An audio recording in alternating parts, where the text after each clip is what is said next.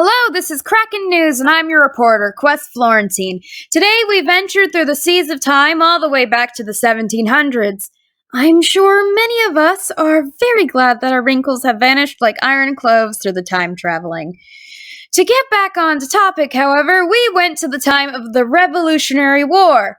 War that many didn't take seriously until it started living in their homes. Before George Washington led the revolution specifically, however, we were able to accompany Major General Benedict Arnold, and he lives up to the name of Dict.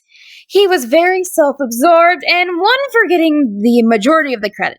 However, he was quite the imposing individual and willingly came into the fight. He even joined the French Indian War that Georgie over here caused much before all of this. While we were traveling with General Arnold, who traveled alone from Lexington to take over Fort Ticonderoga with the lone, very presumptuous, idiotic plan of just picking up people along the way.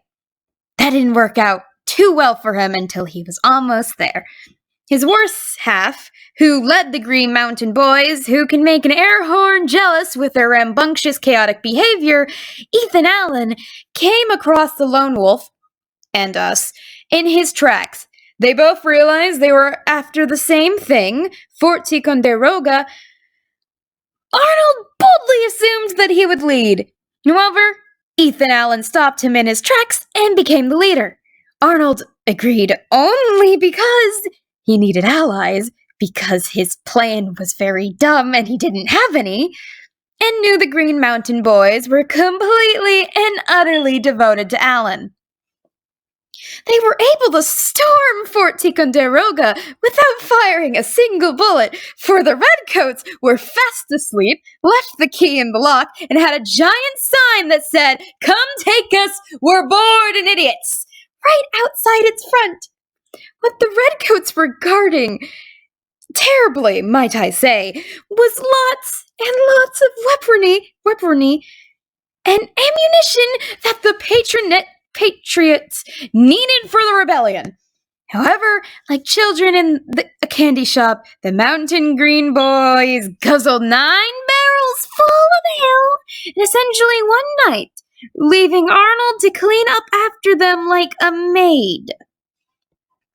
In the end, Ethan Allen, just as arrogant and selfish as Arnold was, sent a letter back to the Congress saying that they took over the fort and that it was all Ethan Allen's work, intentionally leaving Benedict Arnold unmentioned. This is a common insult to men in the military and was considered a slap to the face. This was one of many humiliations to Arnold's honor and ego that he kept with him throughout much of his days. My, how jealousy and pride can often sour the entire bunch of bright-eyed soldiers and change the course of history. This isn't even the start. George Washington, picked to lead the army, which was completely made of civilian-made militia, we'll get onto that later, over Jan Hancock, who was friends with John Adams and boldly assumed he would be picked. No, he was not. Washington answered this promotion with the utmost modesty, even though he wore every single day his military uniform and had bright-eyed ambition. We all know secretly deep down, he was very happy. When George got to meet the army that he was leading, it became quickly obvious that a bunch of blindfolded, armless children would be able to handle this war much better than these soldiers in their current moment. George Washington himself even said if he knew the state of this pitiful excuse of an army, he would rather die than take this position. George Washington began making a man out of all these soldiers with strict rules. However, he felt that this was useless based on the fact that many of the army men only signed up for a year, and that year was ending soon, because many of them thought this war was only going to be over much quicker than a year.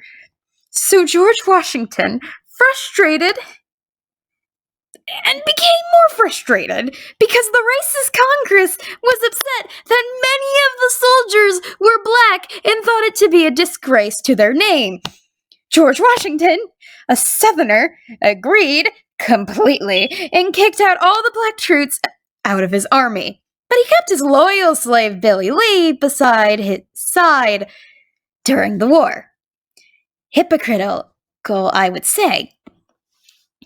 But boy, were the Congress going to regret their decision to ban blacks from joining the army, because the brilliant British saw this as an opportunity to get the upper hand. Thus, they sent out the Dunware Proclamation, which promised freedom for any slaves that joined the Redcoats. Of course, they agreed and fled the colonies to join the British. I can only imagine how big of a blow this was to the cocky faces of the patriots. However, their mood won't be too soured because in the winter, Henry Knox, by some miracle, delivered all the weapons to Boston from Fort Ticonderoga in one piece, which was a long journey. There's much more to cover, however, we will have to do so next week, for our time slot is closing up. Check into the best newscast in the Jamestown Time Rift Television, which is us, for more updates on this revolutionary, lucky chances of circumstances that is an absolute miracle that is going the way it's going. This has been Quest Florentine, and I will see you next time.